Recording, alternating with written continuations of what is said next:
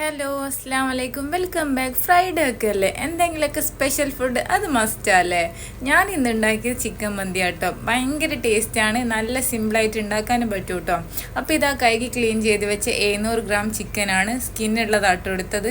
മന്തിക്ക് എപ്പോൾ നമ്മൾ സ്കിന്നുള്ള എടുക്കുമ്പോൾ ഒന്നുകൂടി നല്ല ടേസ്റ്റ് ആയിരിക്കും. ഇനിയിപ്പോൾ ഇതാ 1 ടേബിൾ സ്പൂൺ കുരുമുളക്, 3/4 ടീസ്പൂൺ ചെറിയ ജീരകം, 2 ചെറിയ പീസ് പട്ട, ഒരു 5 ഗ്രാമ്പു, 5 ഏലക്കായ. ഇതൊന്ന് ഫൈനായിട്ട് അങ്ങ് പൗഡർ പോലെ പൊടിക്കാണ്ട് ഒന്ന് ക്രഷ് ചെയ്തെടുത്തിട്ട് വരാം.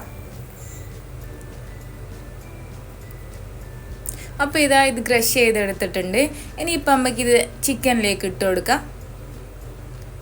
ചിക്കൻ ഞാൻ ഒരു ഫോർക്ക് കൊണ്ടൊന്ന് കുത്തി കൊടുത്തിട്ടുണ്ട് കേട്ടോ. ഉള്ളിലൊക്കെ മസാല എത്തേണ്ടിയിട്ടാണ്, അല്ലേ കത്തി കൊണ്ട് വരഞ്ഞെടുത്താലും മതി.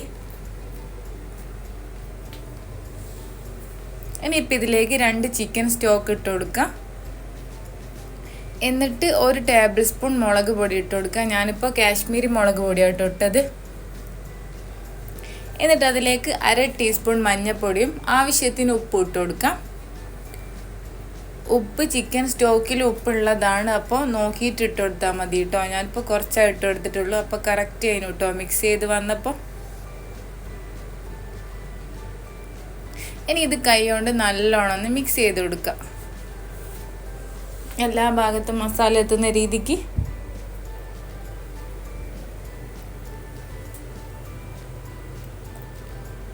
ഇനി ഇതാ ഒന്ന് മിക്സ് ചെയ്തെടുത്തിട്ടുണ്ട്. ഇനിയിപ്പോൾ ഇതിലേക്ക് ഒരു 1/4 കപ്പ് സൺഫ്ലവർ ഓയിൽ ഒഴിച്ച് കൊടുക്കുക, അല്ലെങ്കിൽ ഒലീവ് ഓയിൽ ഒഴിക്കുകയാണെങ്കിൽ അത് ഒഴിക്കാം കേട്ടോ.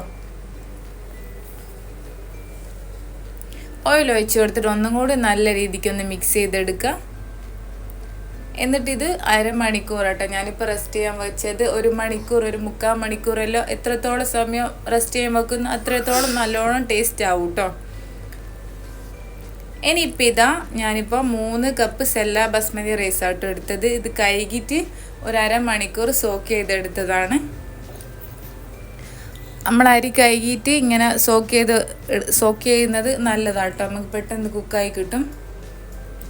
ഇനിയിപ്പോൾ ഇത് നമുക്ക് ചോറുണ്ടാക്കുക. അതിന് വേണ്ടിയിട്ട് ഒരു പാത്രം വെച്ച് കൊടുത്തിട്ട് അതിലേക്ക് ഒരു 1/4 കപ്പ് ഓയിൽ ഒഴിച്ച് കൊടുക്കാം. എന്നിട്ട് 2 ടേബിൾ സ്പൂൺ ഇഞ്ചി വെളുത്തുള്ളി പേസ്റ്റ് ഇല്ലേ, അതും കൂടി ഇട്ട് കൊടുക്കാം. ഈ രീതിയിൽ നിങ്ങൾ മന്തി ഒരുപാട് രീതിയിൽ ഉണ്ടാക്കൂ. ഇങ്ങനെ ഉണ്ടാക്കി നോക്കിയിട്ടില്ലെങ്കിൽ ഉണ്ടാക്കി നോക്കൂ കേട്ടോ, നല്ല ടേസ്റ്റാണ്, നമുക്ക് പെട്ടെന്ന് ഉണ്ടാക്കാനും പറ്റും കേട്ടോ. അപ്പോൾ ഇതൊന്ന് മിക്സ് ചെയ്ത് കൊടുത്തിട്ട് ഇതിൻ്റെ പച്ചമണം മാറുന്നവരെ ഒന്ന് മിക്സ് ചെയ്ത് കൊടുക്കാം. എന്നിട്ട് ഇതിലേക്ക് കുറച്ച് ഞാൻ ഉള്ളി ഇട്ട് കൊടുത്തിട്ടുണ്ട്, അല്ലെങ്കിൽ സ്പ്രിംഗ് ഓനിയൻ ആണെങ്കിൽ ഒന്നും കൂടി ടേസ്റ്റ് ഉണ്ടാവും കേട്ടോ. എൻ്റെ കയ്യിൽ ഇപ്പം അതില്ലാത്തതുകൊണ്ട് ഞാനിപ്പോൾ ഉള്ളിയാണ് ഇട്ട് കൊടുത്തത്. ഇനിയിപ്പോൾ ഇത് ഒരു 1/2 കപ്പ് ക്യാപ്സിക്കം കൂടി ചെറുതായിട്ട് കട്ട് ചെയ്തതാണ്, അതും കൂടി ഇതിലേക്ക് ഇട്ട് കൊടുക്കാം. എന്നിട്ട് നല്ലോണം മിക്സ് ചെയ്യുക. ഇനിയിപ്പോൾ നമ്മളെ ചോറിലേക്ക് ആവശ്യമായിട്ടുള്ള ഉപ്പും കൂടി ഇട്ട് കൊടുക്കണം. ഒരു ചിക്കൻ സ്റ്റോക്കും കൂടി ഇട്ട് കൊടുത്തിട്ടുണ്ട് കേട്ടോ.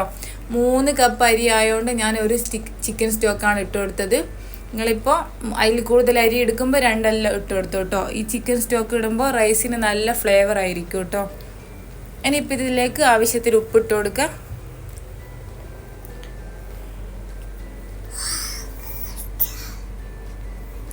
എന്നിട്ട് വെള്ളം ഒഴിച്ച് കൊടുക്കുക. 1 കപ്പ് 1/2 കപ്പ്, 1 കപ്പ് അരിക്ക് 1/2 കപ്പ് എന്നുള്ള അളവിൽ വെള്ളം ഒഴിച്ച് കൊടുക്കുക. ഞാനിപ്പോൾ 3 കപ്പിന് 4.5 കപ്പ് വെള്ളം ആട്ടോ ഒഴിച്ച് കൊടുത്തത്.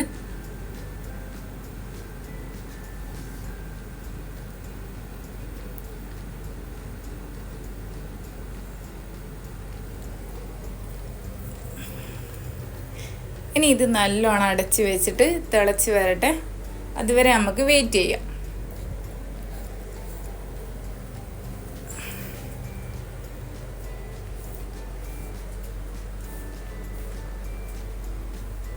അപ്പോൾ ഇത് വെള്ളം നല്ലോണം തിളച്ച് വന്നിട്ടുണ്ട്. ഇനിയിപ്പോൾ നമുക്ക് ഇതിലേക്ക് കഴുകിയിട്ട് നേരത്തെ നമ്മൾ സോക്ക് ചെയ്ത് വെച്ചില്ല അരി, അതിൻ്റെ വെള്ളമൊക്കെ നല്ലോണം വാർത്തെടുത്തിട്ട് അരി ഇതിലേക്ക് ഇട്ട് കൊടുക്കാം.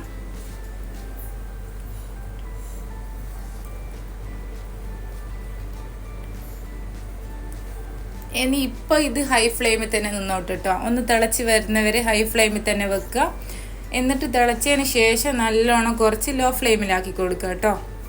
അപ്പോൾ ഇതാ നല്ലോണം തിളച്ച് വന്നിക്ക്. ഇനിയിപ്പോൾ ഞാൻ അതിൻ്റെ തീ കുറച്ചിട്ട് നല്ലോണം ലോ ഫ്ലെയിം ആക്കി വെച്ച് കൊടുത്തിട്ടുണ്ട് കേട്ടോ. ഇനി ഒരു 15-20 മിനിറ്റ് അത്രയും മതി കേട്ടോ. അത് പെട്ടെന്ന് കുക്കായി കിട്ടും. അപ്പോൾ ഇതാ ചോറ് ഏകദേശം ഒന്ന് കുക്കായിട്ടുണ്ട്. ഒന്നും കൂടി തിരിച്ചിട്ടിട്ട് നമുക്ക് ഒരു 5 മിനിറ്റും കൂടി വേവിച്ചെടുക്കാം.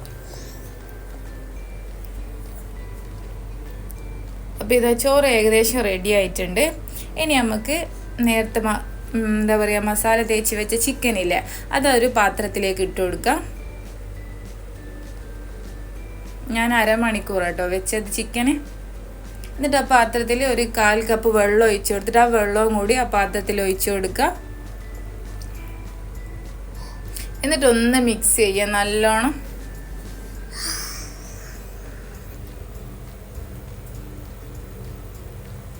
ഇനി ഇതിലേക്കും ഒരു 1/2 കപ്പ് ക്യാപ്സിക്കം ഇട്ട് കൊടുക്കുക. ഒരു 1/2 മുറി ചെറുനാരങ്ങൻ്റെ നീരും കൂടി ഒഴിച്ചു കൊടുക്കുക കേട്ടോ.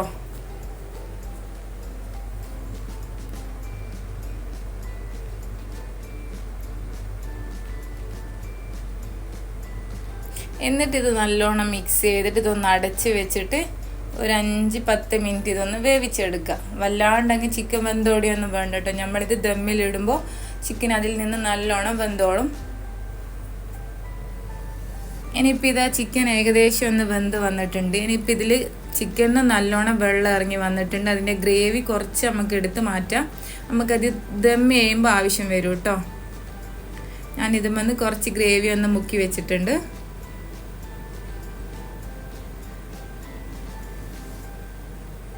ഇനിയിപ്പോൾ ഇതിലേക്ക് നമ്മൾ വേവിച്ച റൈസ് ഇല്ലേ, അത് ഇതിലേക്ക് ഇട്ട് കൊടുക്കാം.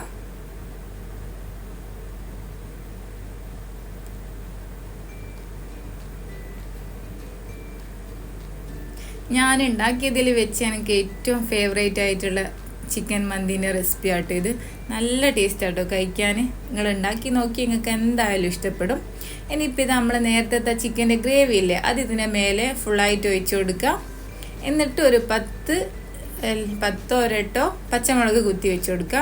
പച്ചമുളകിൻ്റെ നല്ല ഫ്ലേവർ ഉണ്ടാവും കേട്ടോ ദമ്മായി കഴിഞ്ഞാൽ.